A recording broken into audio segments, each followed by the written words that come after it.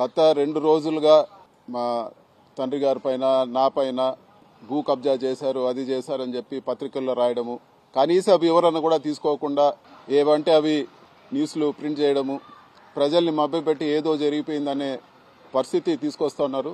Mangalampeta village పరిధిలో పుంగనూరు కాన్స్టిట్యున్సీలో 2000 సంవత్సరంలో దాదాపు 75 ఎకరాలు మా కుటుంబ సభ్యుల పేర్లో కొనడం జరిగింది. సో ఈ భూమి వివరాల్లోకి వెళ్తే 1968లోనే ఫారెస్ట్ సెంట్రల్ గవర్నమెంట్ రిలీజ్ చేసిన ఫారెస్ట్ గెజెట్లో కూడా ఆ భూమి వివరాలు ఉన్నాయి. అది ఫారెస్ట్ ల్యాండ్ కాదని చెప్పి కూడా గెజెట్లో పబ్లిష్ చేయడం జరిగింది. అదేవిధంగా ఆ ల్యాండ్ ఓనర్స్కి వాళ్ళకి మళ్ళీ 1981లో revenue department director of land settlements దగ్గర వాళ్ళకే భూమి కేటాయిస్తూ ఇవ్వడం జరిగింది. ఈ 2 ఆర్డర్లు కూడా నేను మీడియా మిత్రులకి ఈ ప్రెస్ మీట్ అవగానే మీడియా మిత్రులతో కూడా నేను షేర్ చేసుకుంటాను. ఇంత క్లియర్గా ఉండే ల్యాండ్లో ఈరోజు కేవలం లేనిపోని ఆరోపణలు చేసి ఏదో జరిగిపోయిందనే భ్రమ పెడతా ఉన్నారు. అసలు ల్యాండ్ స్కామ్ అని మాట్లాడుతూ ఉన్నారు. మీకు ఒక విషయం చెప్పాలా, ఇక్కడ ప్రభుత్వం రిజిస్టర్ చేసే వాల్యూ, 1 ఎకరాకి ప్రభుత్వం రిజిస్టర్ చేసే వాల్యూ, ఒక మారుమూల ప్రాంతంలో మేము అక్కడ చెట్లు, మామిడి చెట్లు పెట్టి ఆవులు, దేశీ ఆవులు అంటే మా ఊర్లో ఉండే ఆవులన్నీ కూడా తక్కువ పాలు ఇస్తాయి కాబట్టి అందరూ కూడా అవి బీఫ్ స్టాల్స్కి వాటికి అమ్ముతాం అంటే అమ్మకుండా పెట్టుకోవాలని చెప్పి 100 ఆవులు అక్కడ మేము పెట్టుకోవడం జరిగింది. మామిడి చెట్లు ఒక రైతులుగా మేము పెట్టుకోవడం జరిగింది. ఈరోజు ప్రభుత్వ రిజిస్ట్రేషన్ వాల్యూ మీకు ఒకసారి చెప్తాను. 1 ఎకరా 4 లక్షలు, 70 ఎకరాల కంటే మీకు దాదాపు 3 కోట్ల లోపలే ఈరోజు వాల్యూ వచ్చే పరిస్థితి ఉంది.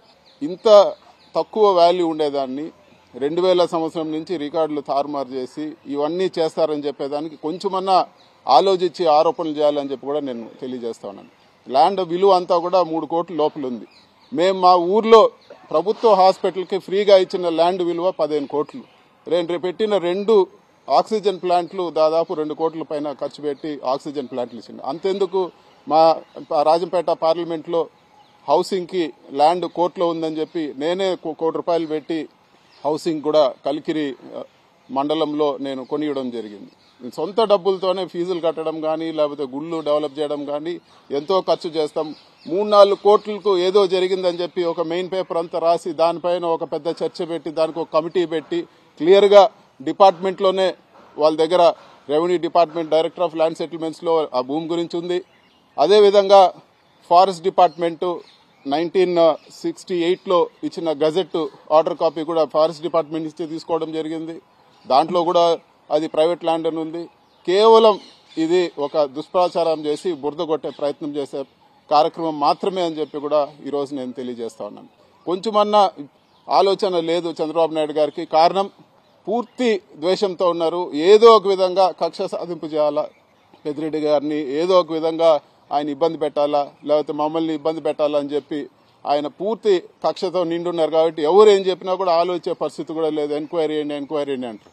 ఇది వరకు కొన్ని రోజుల ముందు మదనపల్లిలో ఒక ఫైల్స్ కాల్పినాయని చెప్పి మేమే కాల్చినామని చెప్పి రకరకాల ప్రచారాలు చేశారు. ఆ రోజే నేను ప్రెస్ మీట్ పెట్టి చెప్పాను. ఇదే ఢిల్లీలో నేను ప్రెస్ మీట్ పెట్టి చెప్పాను, ఏ ల్యాండ్ మీరు పలానా ల్యాండ్ ఫైల్ కాలిందంటే ల్యాండ్ చూపిండి. ఆడు ఉండేది 3 ఎంఆర్ఓలు ఉన్నారు మదనపల్లి నియోజకవర్గంలో.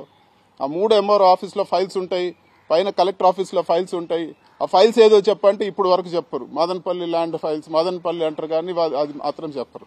ఇంతవరకు విచారణ ఏం చేస్తారు 9 నెలల్లో? మీరు కనీసం పలానా ల్యాండ్ సంబంధించిన ఫైల్ కాలింది కూడా ల్యాండ్ కూడా మీరు ఐడెంటిఫై చేయలేని పరిస్థితి. ఇవన్నీ కూడా కేవలం తప్పుడు కేసులు పెట్టి ఏదో ఒకటి ప్రజల దృష్టిలో దుష్ప్రచారం చేయాలన్న ఒక ఉద్దేశంతోనే జరుగుతూ ఉంది. ఇది వరకు ఎలక్షన్ ముందు చూస్తే 1000 కోట్లు శాండ్లో చేశారని చెప్పి చంద్రబాబు మాట్లాడతాడు, లోకేష్ మాట్లాడతాడు, పవన్ కళ్యాణ్ మాట్లాడతారు. అందరూ కూడా అదే అందరు ఎత్తుకొని ఒక దుష్ప్రచారం చేశారు. మరి ఈరోజు మీరు గవర్నమెంట్ వచ్చింది, ఏమైంది? మీ ఇన్వెస్టిగేషన్ ఏమైంది? ఎక్కడున్నాయి ఆ 1000 కోట్లు?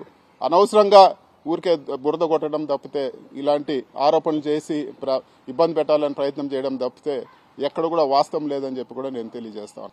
అంతేకాదు పేపర్లో నేనే చదవడం జరిగింది, డిస్టిలరీలో ఎస్పీవై రెడ్డి డిస్టిలరీలో నాకు భాగం ఉందని చెప్పి మాట్లాడారు. ప్రూవ్ చేయమని చెప్పి నేను అడుగుతా ఉన్నాను. నేను ఎన్నిసార్లు మాట్లాడినా కూడా ఇప్పుడు వరకు కూడా ఎక్కడ మీ అధికారం ఉంది, మీ డిపార్ట్మెంట్ ఉంది, మీరు ప్రూవ్ చేయండి.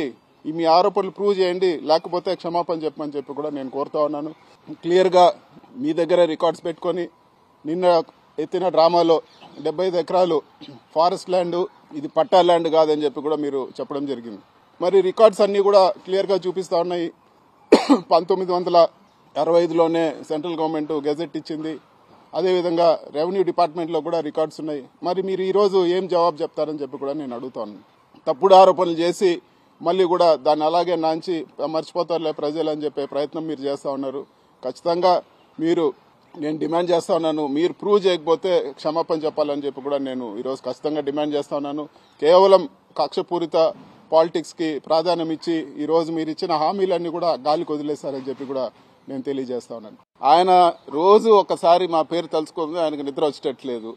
రోజు ఆయన ఇంట్లో వాళ్ళని తలుచుకుంటాడో లేదు, కానీ పెద్దిరెడ్డి అని ఆయన టీవీ చూస్తే తలుచుకోలేకుండా ఉన్నాడు. కాబట్టి న్యాచురల్గా మా జిల్లా ఆయనకు కాలేజ్ నుంచి ఆయనకు నాన్నగారికి ఆయనకి ఉండే పొలిటికల్ ఇష్యూస్తో ఖచ్చితంగా ఆయనకు మా పైన ప్రత్యేక దృష్టి ఉంటుందని చెప్పి కూడా ప్రత్యేక ఆలోచన కూడా ఉంటుంది.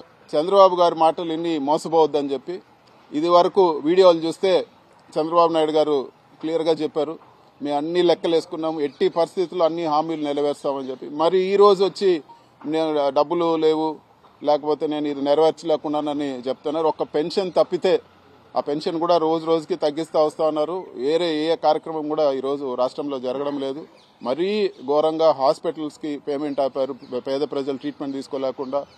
స్టూడెంట్స్కి ఫీజులు కూడా ఈరోజు చెల్లించని దారుణమైన పరిస్థితి ఆంధ్ర రాష్ట్రంలో నడుస్తూ ఉంది. సో ఇవన్నీ కూడా ప్రజలు గమనిస్తూ ఉన్నారు.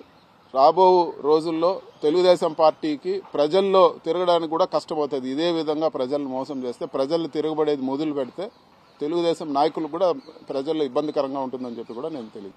ఈరోజు అఖిలపక్ష సమావేశంలో ముఖ్యంగా పోలవరం గురించి రకరకాల కథనాలు వస్తున్నాయి. హైట్ తగ్గిస్తారని చెప్పి, అదేవిధంగా పోలవరం ఆయకట్టు కుదిస్తున్నారని చెప్పి, ఇవన్నీ కూడా వివరంగా డిస్కస్ చేయాలి పార్లమెంట్లో అని చెప్పి కూడా మేము అడిగాము. అదేవిధంగా విభజన చట్ట హామీలు, చాలా హామీలు ఇంకా కూడా 10 సంవత్సరాలు ఏదైతే టైం లైన్ ఉందో ఏపీ రీఆర్గనైజేషన్ యాక్ట్కి, అది అయిన తర్వాత కూడా ఇప్పటి వరకు వాటిని అమలు చేయలేదు. వాటన్నిటిని కూడా అమలు చేసే విధంగా ఒక చర్చ జరగాలి, ప్రభుత్వం మాట్లాడాలని చెప్పి కూడా మేము అడగడం జరిగింది.